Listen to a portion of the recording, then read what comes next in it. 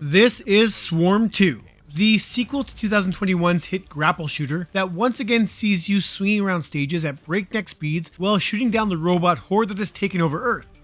This releases March 7th, 2024 for the Quest 2 and Up headsets for $25 US, and for this review, we checked out the game on the Quest 3. The first game was an innovator when it came to the VR grappling subgenre, so let's see if this follow-up can not only recapture the magic from the first game, but expand upon it.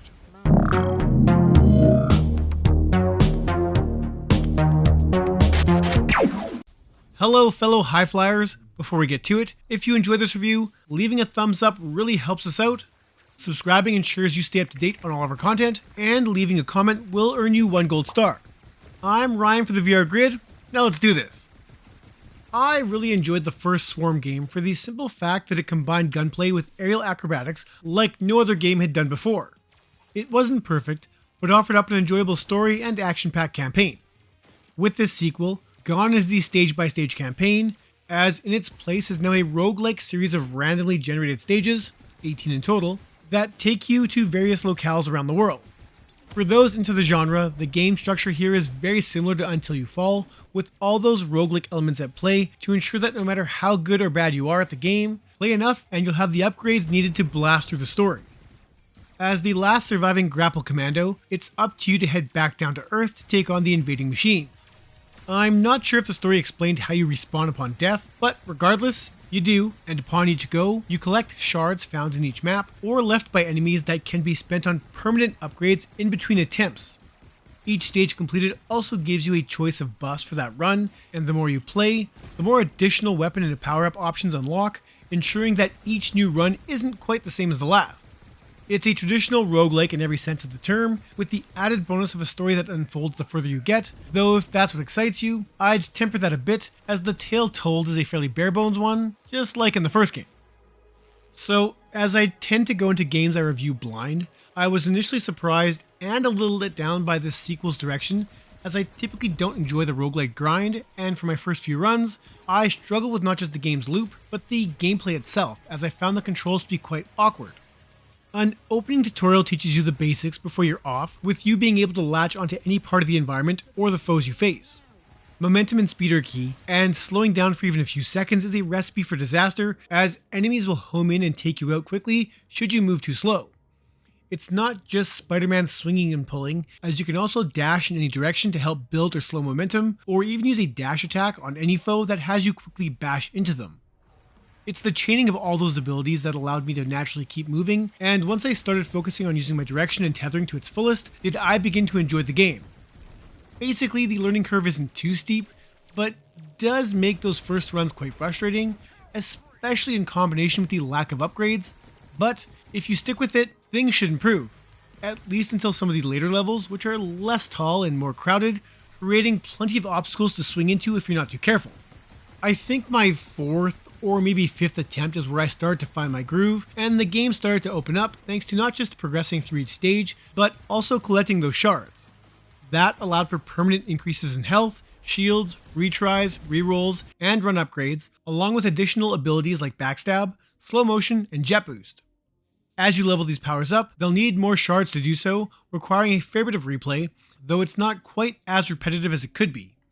The game is broken up into 3 worlds, each with 6 thematically similar stages, that ends in a massive boss battle against a large humanoid machine. These stages will occur in a random order, with differing enemies, power-ups, and where everything spawns, so things don't always feel quite the same. One of these stages is also just a timed obstacle course, for lack of a better term, where the only goal is to collect as many shards as possible before time runs out. Each enemy behaves in a different manner, so memorizing how they can attack you is key to victory, as some will just chase you down and explode in your face. I hate those guys the most, while others will take you out from afar with a variety of missiles, lasers, and beam weapons. Some may require you to destroy weak points on their frames before you can deliver significant damage, with bosses behaving in the same fashion, with the bonus of having a game-ending attack you need to interrupt regardless of your shields or health.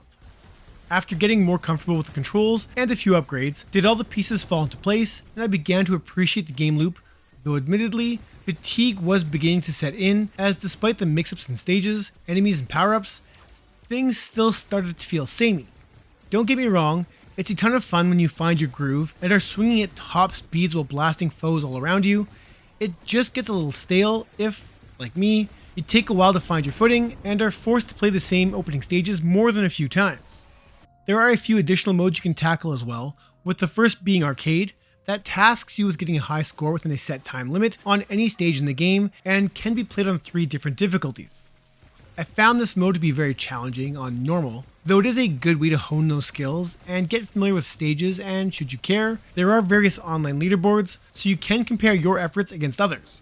The last mode is free roam, which removes enemies and power-ups, places you in a city, and just lets you swing around to your heart's content or take on racing challenges, making for a more chill experience for those looking for some zen in this often chaotic game. The 3D cel-shaded art style from the first Swarm is back, making for a game that really pops in the Quest 3 thanks to its 25% resolution bump over the Quest 2, as well as having no foveated rendering, an issue that has plagued many Quest-built titles. What that all means is that while the game can lack in finer details thanks to that cartoon art style, it does look super crisp and clean.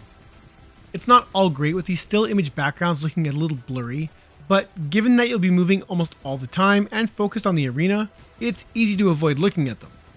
The stages vary in size, with some being outdoors and much larger, to smaller ones that require a little more finesse, like the narrow subway station. Each stage is its own enclosed arena, with some being in an endless desert or ocean, though others could be in a section of a city, with each arena keeping you in bounds by an invisible barrier, and, should you hit it, you'll get bounced back towards the action. Bottom line is that it's good at what it does, just don't expect anything too crazy.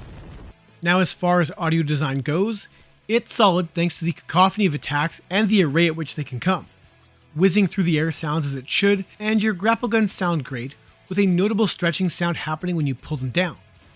Bullets, explosions, and enemy noises all sound fantastic, with the 3D audio being present, but hard to hear at times given just how fast you'll be moving and how many enemies are trying to take you down. I will say the soundtrack did sound a tad generic, with some tracks honestly sounding like placeholder music instead of a more action-oriented selection, though once the action starts, the music gets drowned out anyways.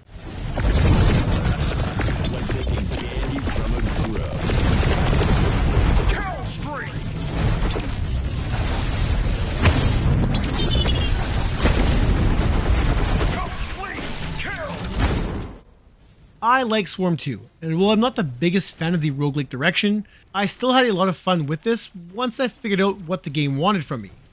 Repetition is the name of the game, and while there are a couple of other modes, it's really just more of the same, but that's not necessarily a bad thing. The overall package is a solid one, and worth the asking price, as fans of the first game or roguelikes should pull a lot out of this thanks to the non-stop action and ridiculous aerial acrobatics at play. I'm going to give Swarm 2 a 7.5 out of 10. It's a solid sequel. If you enjoyed this review, don't forget to do all the YouTube things to help us out. And that's it for this one. Thank you so much for watching.